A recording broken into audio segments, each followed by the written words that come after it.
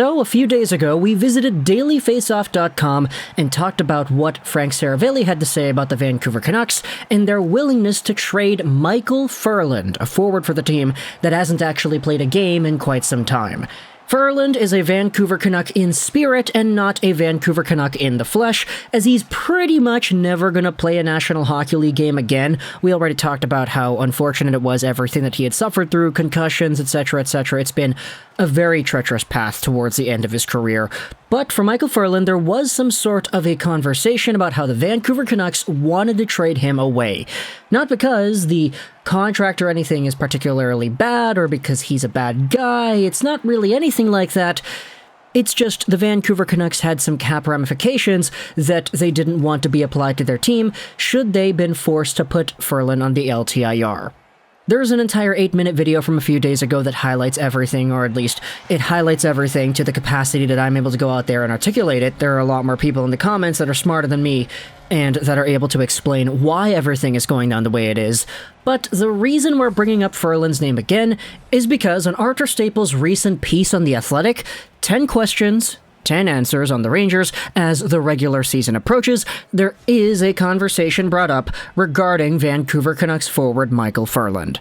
So, we'll go over this, we'll talk about the idea of the Vancouver Canucks and the Rangers making yet another trade, and because this is The Athletic, it's paid for material, we're not going to go ahead and screenshot. You can click the link in the description if you want to see this article for yourself, and if you do have The Athletic. But we're going over onto Spectors Hockey from October 7th, so yesterday, to highlight what exactly it is Staple is saying. Spectors Hockey is a free website. This article will also be linked in the description if you want to go ahead and read this one. So, how will the Rangers free up salary cap space? That's the big question.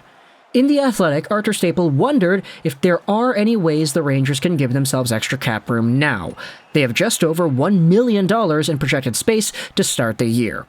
They could attempt to acquire the contract of a player on a permanent LTIR, such as the Vancouver Canucks' Micheal Ferland or the Arizona Coyotes' Andrew Ladd. However, they can only exceed the cap by the equivalent of the sideline player's AAV. Doing so also means the Rangers won't be able to accrue salary cap space throughout the season. Spector's note says this, that Arthur Staple doesn't see the Rangers going this route at the present time. They don't have a need to add that much cap space right now unless they're about to acquire someone via trade and that player's cap hit fits within the LTIR amount. He concludes it's too complicated right now.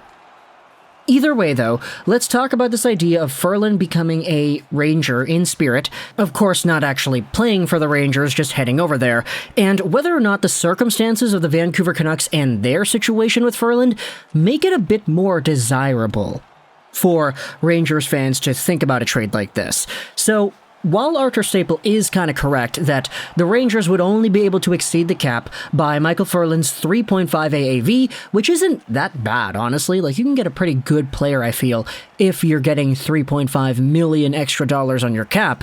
And while Staple does say that it's probably not worth it the way things are right now to explore this type of idea, I wonder if the Vancouver Canucks' own situation makes it more interesting, because in the Frank Seravalli article talking about Ferland in the first place and how the Canucks are trying to move him out but they can't find a suitor for him, they can't find anybody that's willing to get the contract, Seravalli pretty much said that, hey, if Vancouver really wants to get it done, they might need to add on some sort of a sweetener. Now, we've seen sweeteners get added on to LTIR contracts in the past. You'd seen guys like Andrew Ladd get sent over from the Islanders to the Coyotes, wherein the Islanders added on extra picks because technically they were the team in need. You've seen other teams, for example, like the Brent Seabrook trade from Chicago to Tampa Bay. Of course, you have Arizona and Pavel Datsyuk, and you have Marian Hossa in Arizona too. It's kind of crazy because Arizona gets everybody. But either way, normally the team in need is the team that adds the sweetener. And for Vancouver, it's been kind of an interesting situation because they don't want Ferland. They don't want the LTIR space. They don't want to use LTIR because this team is kind of cap-strapped already, and you could definitely say that the team is not great. It's definitely not a roster that I feel like is worthy of being up to the cap.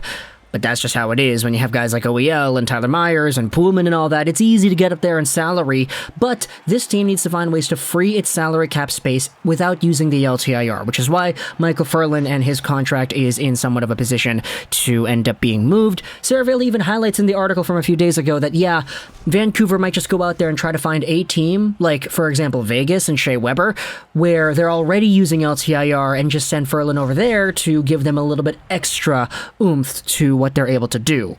For New York, Micheal Ferland heading over to that team would actually give them an opportunity to add some more players, but at what price? If New York is all of a sudden the team that's saying, hey, we kind of want a guy to be on our LTIR so we can add more stuff, wouldn't that mean that they have to give up the Sweetener instead?